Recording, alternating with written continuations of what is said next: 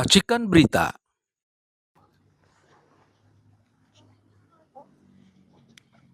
Oke, selamat siang. Assalamualaikum warahmatullahi wabarakatuh. Saya dalam rangka mencari fakta di Morowali tentang bagaimana kolaborasi perampok-perampok negara antara pejabat dengan pengusaha.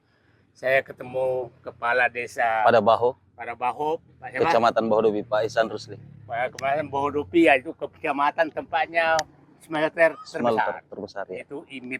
IMIP. Nah, tapi rakyatnya miskin. Nah, ini saya ingin mendengarkan apa yang terjadi di desa Bapak sebenarnya. Ya. Jadi di Desa Padabaho ini kehidupan masyarakat itu dulunya itu petani. Oke. Dan nelayan. Oke. Jadi di tahun 2000 2001 masyarakat di sana itu melangsungkan kehidupan itu di dalam hutan kawasan. Oke. Tahun 2000 itu. Di tahun 2021-2022 di sana terbit IUP PT Hengjaya Mineralindo. Oke, Hengjaya. Hengjaya ya. Itu ada di IMIP juga. Belum. Ada di IMIP juga. Oke. Grup di IMIP. Oke. Ya, PT Hengjaya Mineralindo ini masuk di Desa Padabaho. Pertama, saya selaku kepala desa belum pernah tahu mereka pernah turun sosialisasi satu kali pun, tidak pernah. Setelah kami mengetahui masyarakat bahwa di dalam hutan kawasan itu perkebunan warga, di situ ada IUP. Oke. Di tahun 2021 itu ada IPKH, kemudian itu sebagai jalur perlintasan dari Desa Tangova, ke IMIP. Di situ Tangopa tuh ambil Kecamatan Bahodopi, pengambilan or. Oke. Jadi melintasi di Desa Padabaho. Di sana itu perkebunan warga itu digusur, tanam tumbuhnya dirusak. Oke. Setelah kami atas nama pemerintah mencoba melakukan upaya komunikasi, diskusi dengan pihak perusahaan, perusahaan katakan bahwa mereka sudah punya IPKH dan mereka sudah punya izin, sedangkan rakyat tidak punya izin. Oke. Nah, saya berpandangan bahwa tidak mungkin negara mengabaikan yang menjadi kepentingan rakyat karena ada Oke. kelangsungan hidup di sana. Oke. Kurang lebih 25 tahun yang lalu sampai sekarang. Nah, setelah kami bawa perkaranya ke DPR, di hadapan pemerintah kita RDP, di hadapan pemerintah dan di hadapan DPR, Hengjaya katakan begini, saya tidak mau bayar. Dengan gaya Arogansinya, justru saya melihat bahwa negara sudah tidak dihargai Oke. oleh pengusaha ini. Oke. Atau dia merasa sudah membeli. Merasa Membeli bahwa penguasa. sudah membeli. Iya, iya, iya. Kecuali kepala desa. Ya, setelah itu kita coba lakukan upaya-upaya. Memang bahwa Hengjaya ini betul-betul tidak punya etikat baik, saya lihat. Oke. Sungai kami sudah keruh. Air kemarin, air bersih warga, saya sudah pindahkan itu tempat pengambilannya karena akibat daripada itu juga. Oke. Tidak ada sama sekali ganti apa? Tidak ada. Menurut salah satu anggota atau manajemen di PT Hengjaya katanya pernah membayarkan ada 4 orang. Tetapi yang dibayarkan ini ada satu dibayarkan cuma 10 pohon. Ya. Kemudian yang satunya ada 30 pohon, yang lainnya itu ada yang 5 pohon sampai 7 pohon. Pohon. Tanam tumbuhnya. Oh, sesuai dengan yang ditebang. Sesuai dengan yang dilintasi. Oke. Sementara efek dan dampak daripada aktivitas ini, Oke. akses masyarakat itu tertutup. Jadi masih ada kurang lebih puluhan hektar itu di lintasan sebelah, kiri jalan, itu sudah tidak terakses. Itu dia cuma akses atau ngambil or juga di situ? Menambang batu juga. Menambang batu juga. Oh, menambang batu untuk IMIP. Dugaan besarnya masih ada kurang lebih puluhan hektar itu di lintasan sebelah, kiri jalan, itu sudah tidak terakses. Itu dia cuma akses atau ngambil or juga di situ? Menambang batu juga. Menambang batu juga. Oh, menambang batu untuk IMIP. Dugaan besarnya bahwa ini kurang lebih 3 tahun mereka menambang di situ. Menurut informasi disampaikan ke kami, katanya itu untuk pemanfaatan jalannya. Oke. Sementara jalan ini sudah kurang lebih 2 tahun selesai. Oke. Pertanyaannya, nggak dipakai-pakai. Jalan itu nggak dipakai. dipakai. Oke. Pertanyaannya batu itu masa tidak dikomersil? Ya, ya, ya. Nah, ini harus memang betul-betul diinvestigasi betul. Nah. Kepastiannya apakah benar betul-betul mereka Tapi komersialisasi atau Pak, tidak. siapa namanya tadi? Ihsan Rusli. Pak Islan ini Bapak tuh kepala desa aneh menurut saya. Kepala desa lain justru tidak ada yang melawan pengusaha supaya dia kaya. Kok Bapak aneh? Benar Pak.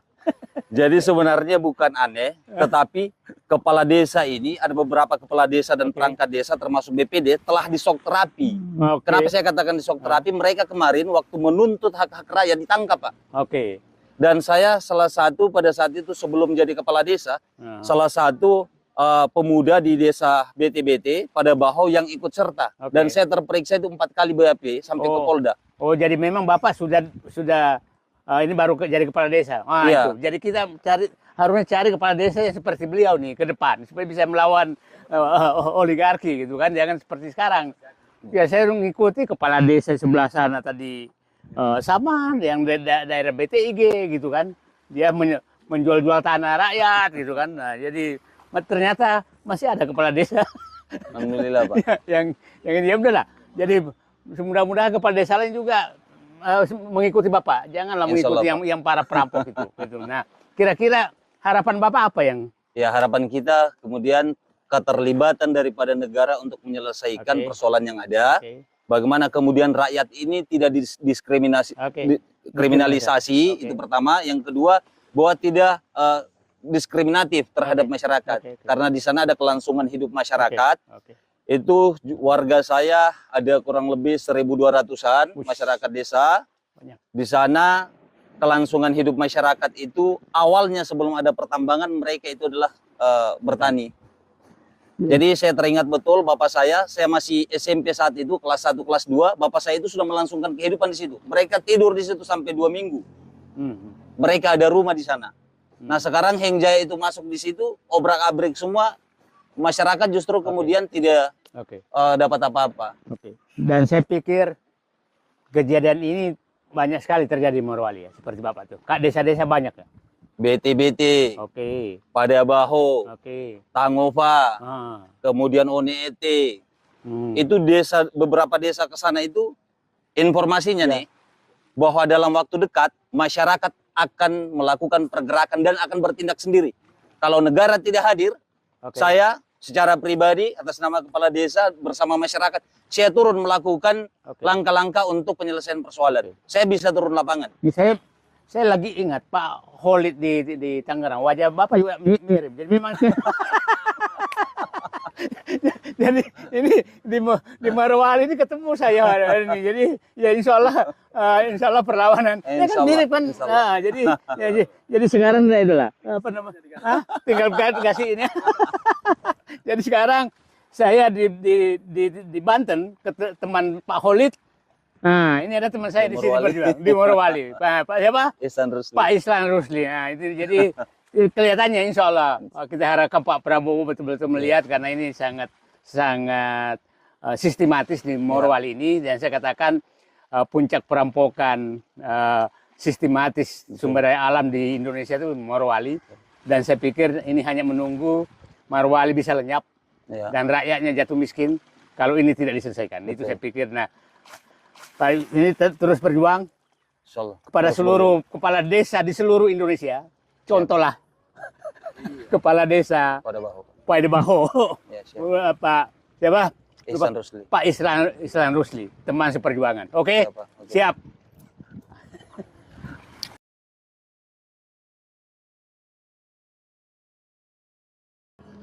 Oke, saya berada di desa apa nih? Desa Bansuai. Bansuai, tempat salah satu desa yang kena langsung dengan pembangunan kawasan smelter di Morowali.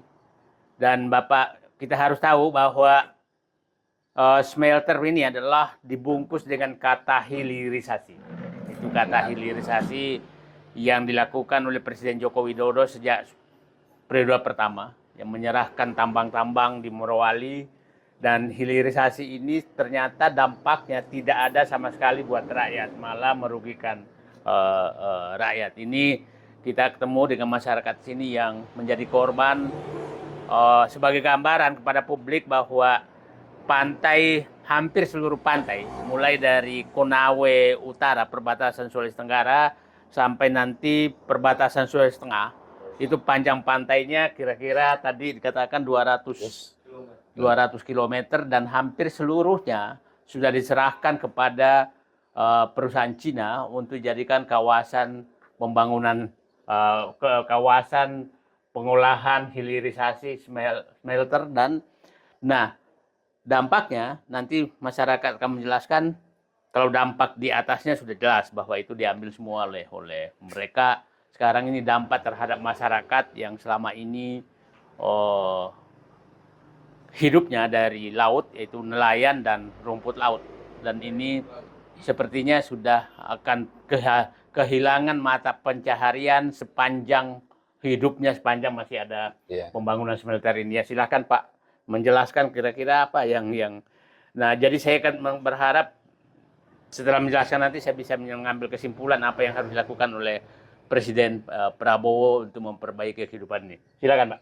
Jadi pertama-tama dampak Pak. Nama Bapak apa? Nama saya perkenalkan Jabar, dipanggil Pak Jabar. Kebetulan saya berkaitan dengan pemerintah desa. Oke. Jadi hari ini saya undang masyarakat saya untuk hadir di sini. Yep. Sama-sama dengan beliau. Jadi pertama-tama dampak ini merusak pencarian orang di sini Pak. Pertama orang perumpu laut dengan yang pemasang itu karamba yang memancing. Oke. Nah, ini sudah 2 tahun Pak. Ya 2 tahun ya. 3 tahun. Tidak pernah mengelola lagi kerja di situ Pak. Ini hari-hari mau makan, kewajiban kami negara mau membayar pajak. Duitnya ini gimana? Tidak ada juga. Sampai sekarang perusahaan itu, bupati dari dinas itu cuma menjanjikan begitu doang Pak. Sampai sekarang cuma bohong saja. Oke. Jadi ganti rugi yang tidak diganti rugi Pak, dijanji-janji saja. Apalagi kehilangan mata pencarian. Iya. Kan? Oke. Terus lanjut. Setelah itu kami lakukan demo di kantor camat Pak. Tidak juga ada reaksi.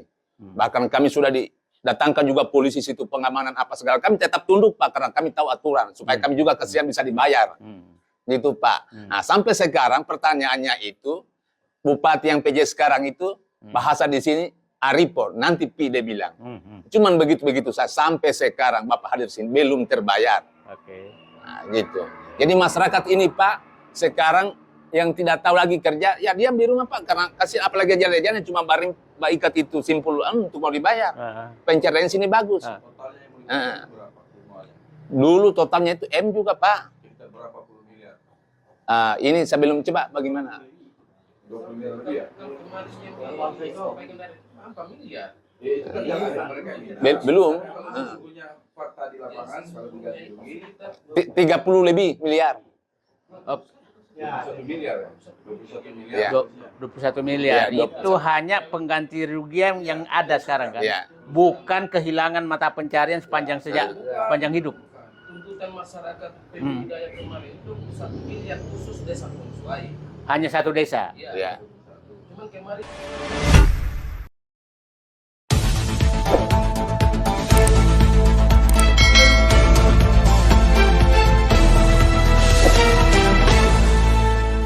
Racikan Berita